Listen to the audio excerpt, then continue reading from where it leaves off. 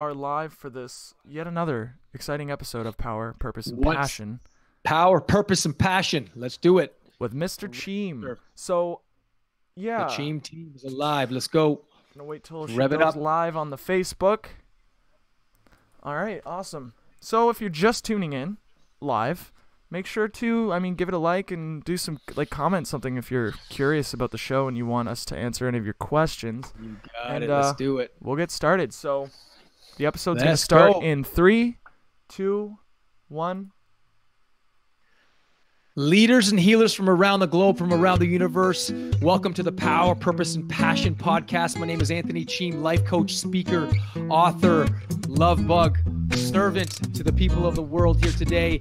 We're here to teach you how to claim your power, clarify your purpose, and cultivate your deepest and widest, most powerful passions on the planet so you can show up as the best ultimate version of yourself, so you can ultimately give the best version of yourself to the world, because it's all about growth. It's all about contribution. It's all about giving of yourself daily to this life that is such a blessing. So thank you for joining us today. Thank you, Cam, for joining us. And we've got an exciting couple weeks, 2-3 weeks ahead of ourselves. We've got an episode, the 9 steps to improve your relationships. I'm going to go through each one. And today's just going to be talking about the 9 steps. And then each episode, we're going to go from step 1 all the way to step 9. And I'm really excited to talk about this because this is one area of life where people neglect probably the most because they take it for granted the most. They think the relationships are, hey, I got tons of people that love me. My parents, my family, my friends won't ever leave me, so I don't really need to nurture that.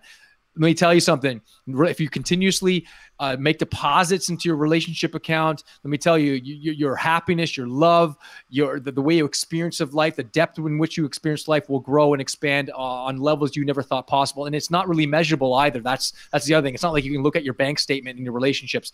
But one thing I can tell you from my own personal experience was there was a lot of things that were going for me well in my life, with career, my health, and all these other things, but my relationships weren't going that well, and I felt deeply unhappy. And as soon as I made the switch from making my relationships a priority and making deposits in my relationship account, let me tell you something, things started to shift for me. I actually started to show up as a better version of myself as a result of making those deposits in my relationship account. And I was able to serve my clients better, make more money, be more spiritually connected, because I heard one spiritual teacher say, how you love the universe is how you love other people. How you allow God and the universe to love you is how you allow others to love you. So let me tell you something. I'm excited about this. So thank you for joining us. Cam, how you doing, my friend? I'm doing real well, Anthony. I loved that little intro there.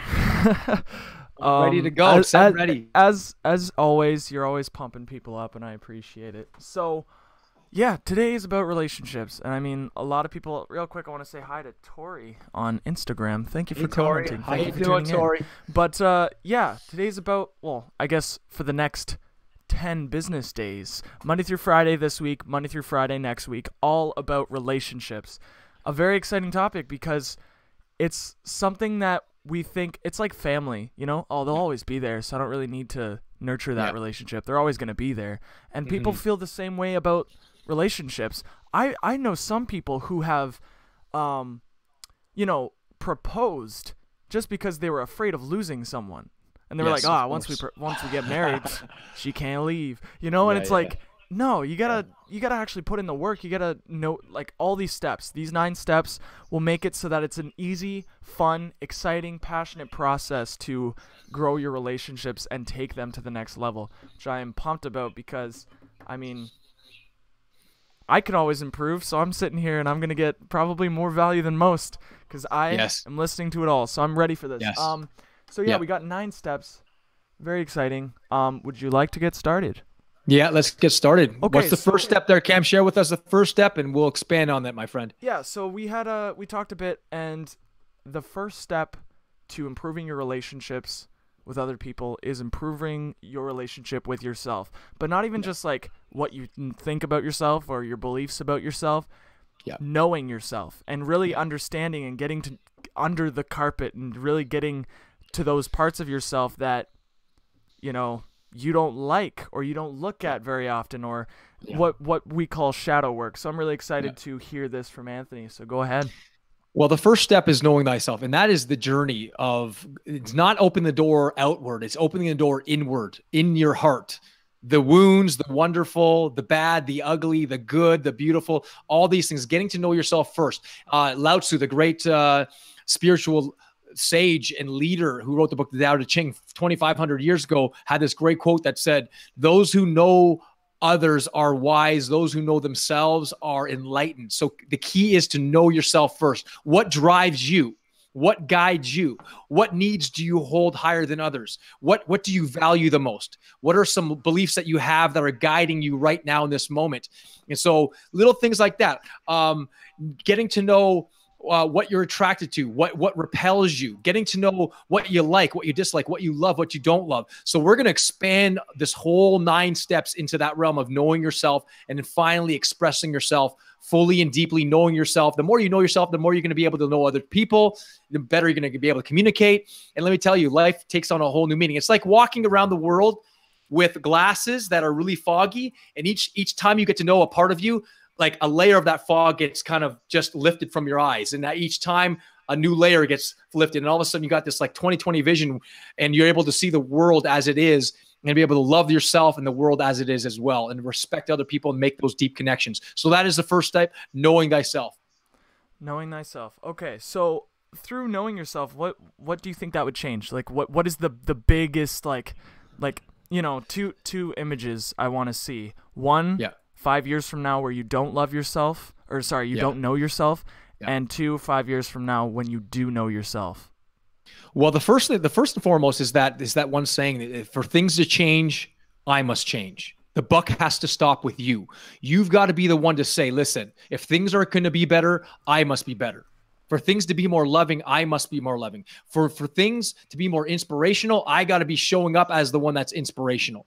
So you got to be the one to say, all right, to shift it from the world needs to change, my family needs to change, my work needs to change, my boss needs to change, to I need to be the one to change in order for everything to change for me. That is the picture. If you continuously push out, if you continuously start to believe that the external world has sway over you, or you're waiting for things to happen, waiting for things to change, you're going to be waiting a very, very, very, very long time. That bus that arrives at the bus stop that says things will change when everything else changes will never arrive. You will be sitting at that bus station for a very, very long time until death. So be the one, as Gandhi said, be the change you wish to see in the world. He knew inherently that change was inherent in the beginning with you, and the buck's got to stop and start with you. And you've got to be the one to take responsibility for the things to change. So, as I heard Jim Rohn say, your economy is more determined by your philosophy, not the external world. It's about your philosophy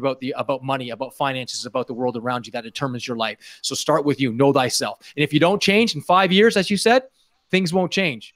Things actually might get a whole lot worse because you're continuously blame and put the blame on others for things to change. And blaming yourself doesn't help you either. So taking full responsibility for things to be better, that is the first step. And the first step of actually making that is getting to know yourself, the good and the bad. Okay, yeah. So once you get to know yourself, obviously I think tomorrow when we expand on that topic, we'll talk about accepting and loving yourself. And, because you wouldn't try to make something better if you didn't already enjoy it or love it or care about it. Right. You know what I mean? So knowing yourself, caring about yourself, all of that stuff. So the second step is love languages, which I've never heard this before. So I'm actually looking forward to hearing about this. Well, Love Languages was written by a guy as a book by Gary Chapman. It's sold millions of books, but it talks about the love language that we use to give other people love, and the love language we use to receive love. And whose love do we use to make other people feel loved? Whose rules do we use to make other people feel loved? Our own or others? And oftentimes the filter through which we're seeing the world, we're using our own rule book. So how I feel love may be different from how you receive love there, Cam. So I will use my own rule book of how people feel loved based on my rule book, not on yours. So it's getting to know what your love language is first, and then getting to know the people around you, your friends, your family, your wife, your kids, whatever it might be, your husband, your father, all these things, and getting to know their love language and speaking love in their language. It's like speaking to someone in Greek and then constantly saying to them in English, why don't you understand me? But they only speak Greek. It's exactly the same thing. So we want to be able to speak other people's language and how they receive love, and then give it to them massively the way they the way they receive love. Okay, yeah, and that makes total sense because some people want to hear it, some people want to feel it, other people, they need you to take them out to dinner or something. There's all kinds of different ways of expressing love, and other people, they'd be like, oh, quit talking, like do something for me. Like, I don't care if you say you love me, it doesn't feel, that kind of thing. Very important, especially for long-term relationships, because I feel like after the whole sparkling honeymoon phase, it gets to the point where you're not speaking the same language and things sort of begin to deteriorate. Okay, so step 3 is personality types. So this kind of goes hand in hand with the whole love languages thing, getting to know the other person and their language. But how do you... Go ahead. Talk about personality. No, at the end of the day, it's getting to know who you are, what drives you. Are you more introverted or are you extroverted? There's many different types of personality tests, the Myers-Briggs, the Enneagram, the DISC personality test. There's many different types of personality tests that are out there. But it's just getting to know, are you more driven by, are you introverted or are you extroverted? Are you more task-oriented or are you more people-driven? Knowing these things is understanding your strengths and understanding your weaknesses, and then understanding what drives another person based on their personality types, what their strengths and what their weaknesses are. So again, it comes back to knowing yourself first, your own personality type, what your strengths and your weaknesses are, and then understanding other people's strengths and weaknesses based on their personality type. And again, this is not labeling people. This is just understanding and appreciating where they are, who they are, and how they see the world. That is another part. So the love languages and then the personality types, and we will delve deeper into that as well. Awesome. So, I mean, if you guys... obviously, like, the crazy thing is you don't even need to tune in all week. I really think you should, but if you just take these 9 steps and get a main idea and start implementing them slowly into your life, things will definitely change. So 100%. That was step 3, personality types. Step 4, better be writing this down, is emotional mastery, emotional intelligence, emotional strength. Just a lot of people, they're very book smart. They're very hands-on. They could do things. They're smart people, but emotionally, they are out of control. They're not intelligent. They let other things take control. They basically give away their power in that sense. So talk about emotional intelligence and emotional strength. Well, emotional strength, I mean, oftentimes when it comes to your intimate relationships, the amount of charge, the amount of energy, the amount of juice, the amount of vigor and vitality you bring into your relationships, you've got to take 100% responsibility for that. If there's no passion or intimacy in relationships or with your friends, or who are you showing up as? Are you showing up with more emotional baggage or emotional strength and courage and playfulness and cheerfulness and drive and enthusiasm, exuberance? Are you showing up with these qualities? Most of the time, most people are on the downside, the baggage. Oh, what's wrong with me? What's wrong with the world? And so then it's just going to spiral down. So you got to take responsibility for the emotions that you bring into a relationship or to work or to your intimate relationship, whatever it might be. Who are you going to show up in your relationships? And that takes the emotional strength, emotional mastery, and emotional awareness. First and foremost, the emotional awareness, which is again, the first step is know thyself first. So we will delve deeper into that as well. Absolutely. And I mean, like, simple steps to emotional awareness and mastery would just be meditation or, just sitting with yourself and not stimulating your mind all day. Just actually having a moment to reflect. Very important. So the next step is step 5. And this is the difference between masculine and feminine energy, which obviously a girl can have masculine energy. A guy can have feminine energy, and it's just a matter of balance and one not overpowering the other and the other not overpowering, something like that. So go ahead and expand on that real quick. Well, understanding that in order, this goes for, intimate relationships, especially in order for let's use this as a metaphor, in order for there to be electricity or charge, there has to be a positive and negative polarity. In order for there to be our Earth spinning around in space going at thousands of miles per hour, there's got to be a north and south poles. In order for magnetism to happen, there's got to be a north and south poles. So when it comes to intimate relationship, there's got to be a charge of positive and a negative charge in order for there to be intimacy and passion and sexual attraction. So the idea of that is understanding, number one, as Cam said, you could be a man with feminine energy and you could also be a woman with masculine energy. We all have both energies. It depends on the context of life we're talking about in terms of intimate relationships.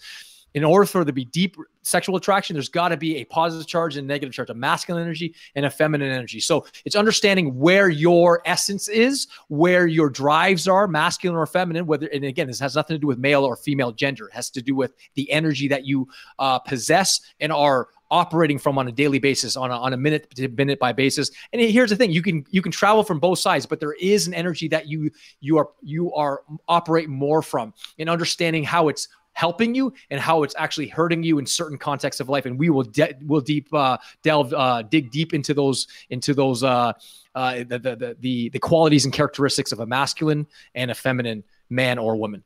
Yeah. Okay. So step 6 Yep. is power words. Yes. I have no idea what that means. Go on. Well, I love the example that Jim Rohn said, don't let flowers do all your talking. You give someone flowers.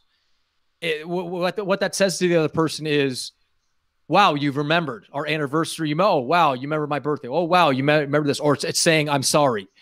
But the flowers are going to die. It's the little card that you put inside the flowers that says, as Jim Rohn says, no one affects me like you do. Love, so-and-so. It's those words, especially for feminine women out there that are listening to this. It's those words that sink deep into the soul of a woman, especially a feminine woman who loves the power of words. So expanding your words that you use through letters, through spoken words, through the tonality through which you use your words, the timbre, the choice of words, the pauses.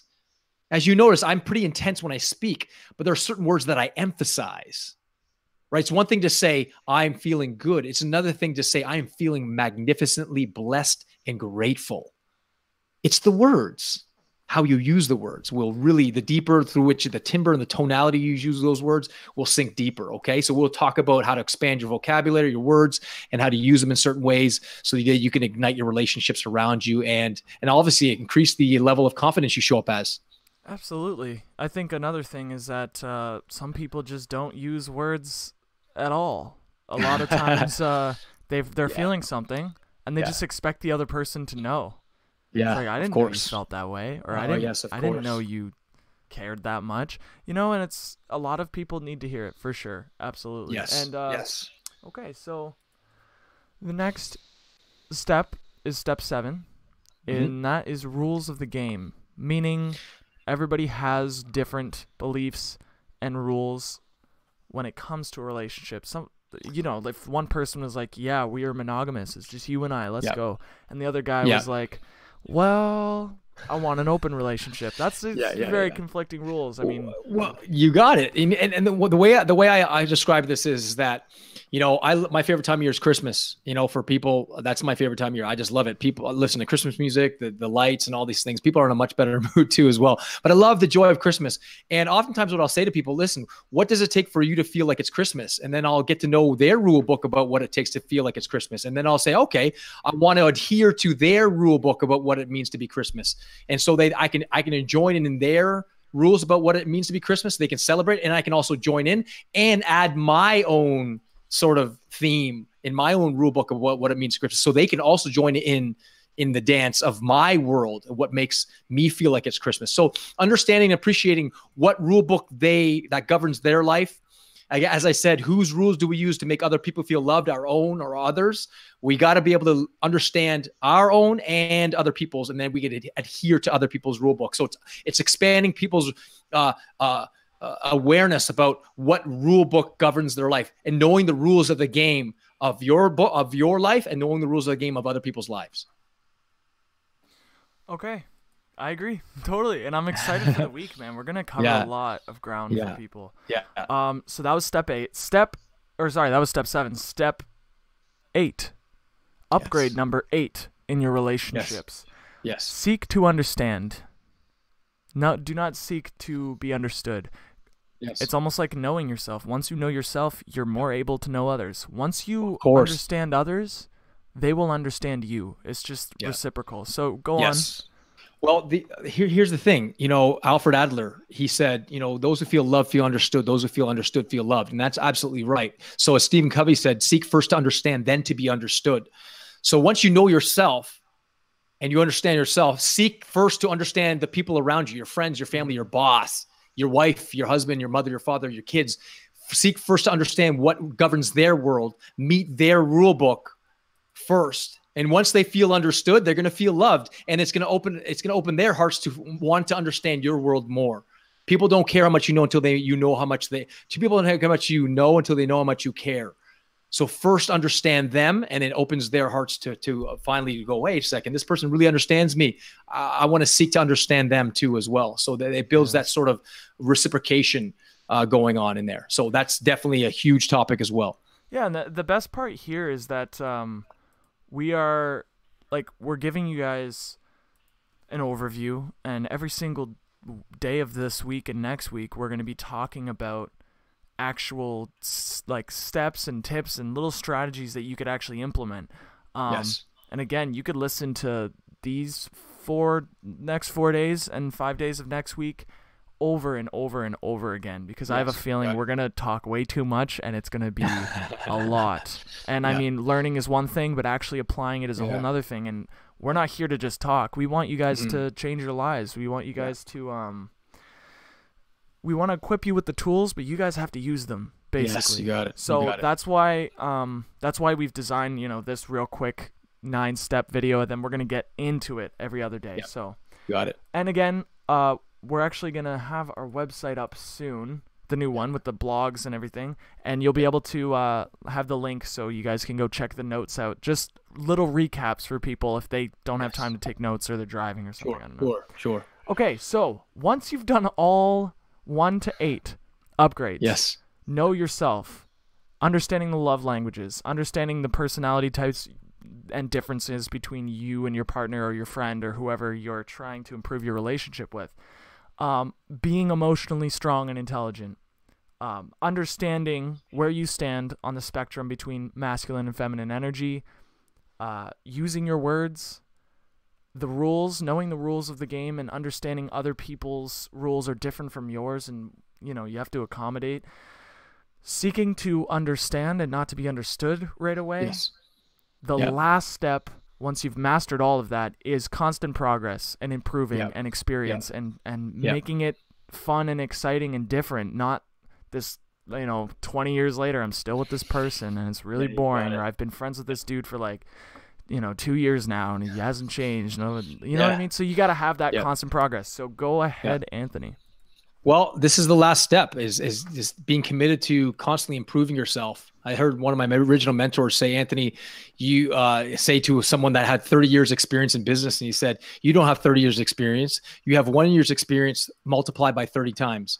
And because the person didn't grow within that industry. So I'm always constantly growing through, coaching, through books, through seminars, through audios, and studying myself through meditation and contemplation. So I'm committed to this growth journey of becoming the best version of myself, but knowing that the best version of myself is the most perfect version of myself is not just unattainable, but that doesn't mean I'm going to get as close to it as possible. I believe I'm probably about 8% to my fullest potential. I still got 92% to grow, and I'm loving the journey.